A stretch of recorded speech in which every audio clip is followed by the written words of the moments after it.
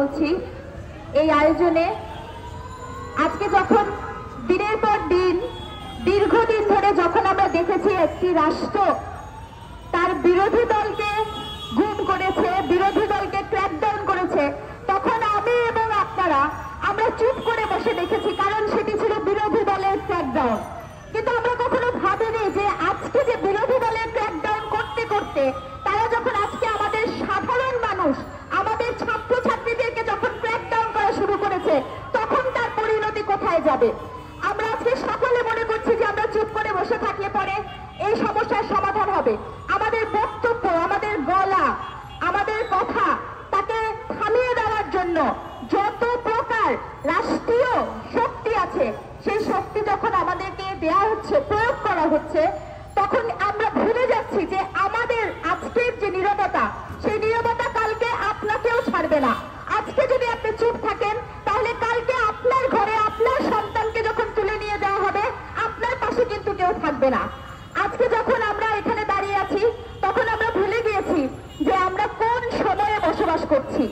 আমাদের দুঃখ লাগে, আমাদের যিনি এই রাষ্ট্রের অভিভাবক তিনি যখন এতগুলো সহিংসতা হওয়ার প্রায়োরিটি সেট করেন, উনি প্রথমে দেখতে যান মেট্রো রেলকে, উনি প্রথমে দেখতে যান মেট্রো রেলকে, উনি দেখতে যান সেতু ভবনকে, উনি দেখতে যান বিটিভিকে।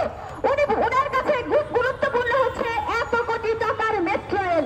আপনি ভুলে গেছেন যে কোটি টাকা আবার আসবে, প্রাণ কখনো আসবে না, প্রাণের কোনো দাম ওনার কাছে থাকে না।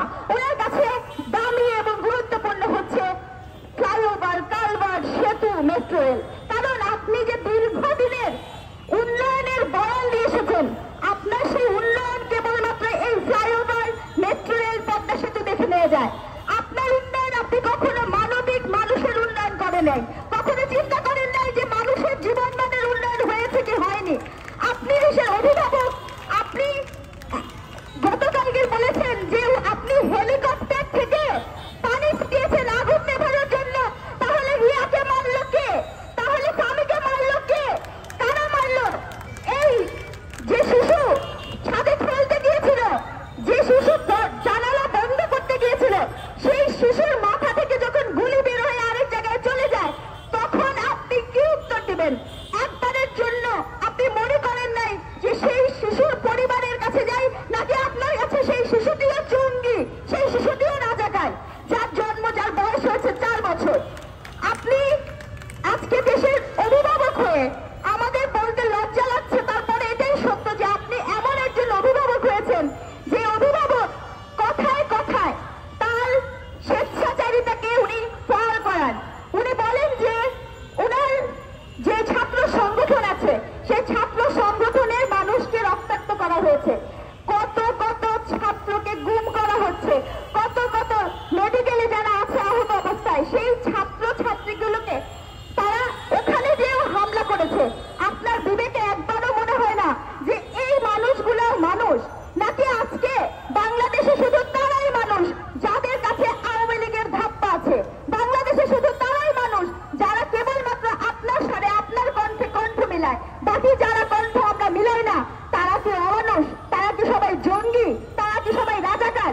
যদি তাই হয় তাহলে আপনাকে ভাবতে হবে আপনি কোন রাষ্ট্রের অভিভাবক, আপনি এই রাষ্ট্রের কত কোটি মানুষের প্রতিনিধিত্ব করেন। আপনি আজকে মানুষকে মানুষ এই জন্য মনে করেন না কারণ আপনি কোন নির্বাচিত সরকারি না।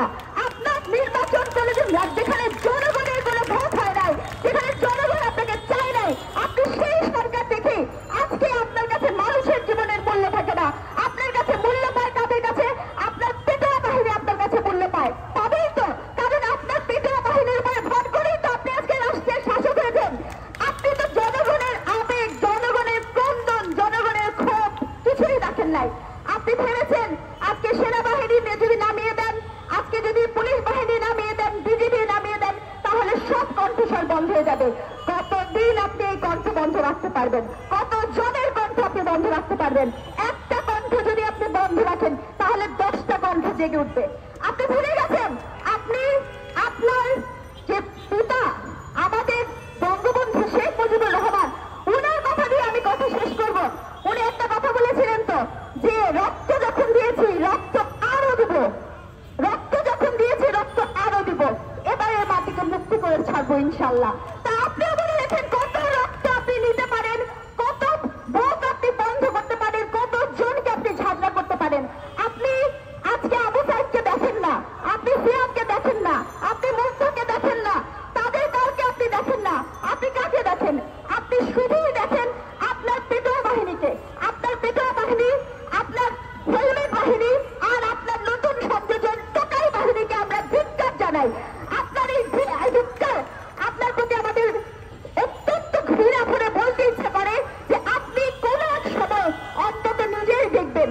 আর একটা কথা বলি, আপনি এমন জায়গায় রাষ্ট্রকে নিয়ে গেছেন, এই দেশে আজকে কোনো বিরোধী দল নাই, এই দেশে আজকে কোনো বিরোধী মত নাই, এই দেশে আজকে কোনো বিরোধী শক্তি নাই। কারণ কি জানেন? কারণ আপনি হচ্ছেন অভিভাবক আর আপনার বিরোধী জনগণ হচ্ছে আপনার জনগণ। আম জনতা আপনার বিরোধী শক্তি হয়ে পরিণত হয়েছে। আজকে সাধারণ মানুষ, সাধারণ রিক্সা চালক, সাধারণ ছাত্রী, সাধারণ অভিভাবক, আমরা প্রত্যেকে আপনার প্রতিটা ক্রিয়া এবং কর্মকে অন্তরের অন্তরস্থল থেকে ধিক্কার জানাই। আমরা শুধু একটা কথাই বলতে চাই যে আপনি যেখানেই থাকেন আর যেভাবেই থাকেন, আপনাকে আমরা একটা বার্তা দিতে চাই। সেই বার্তা হচ্ছে এই দেশের মানুষ, এই দেশের যে জনগণ, সেই জনগণকে আপনি যে নিষ্পেষণ এবং শোষণ করছেন দিনের পর দিন, এই শোষণ আপনার যে টাকা আর আপনার যে ফ্লাইওভার তা দিয়ে কিন্তু কখনো আপনি ভুলাতে পারবেন না।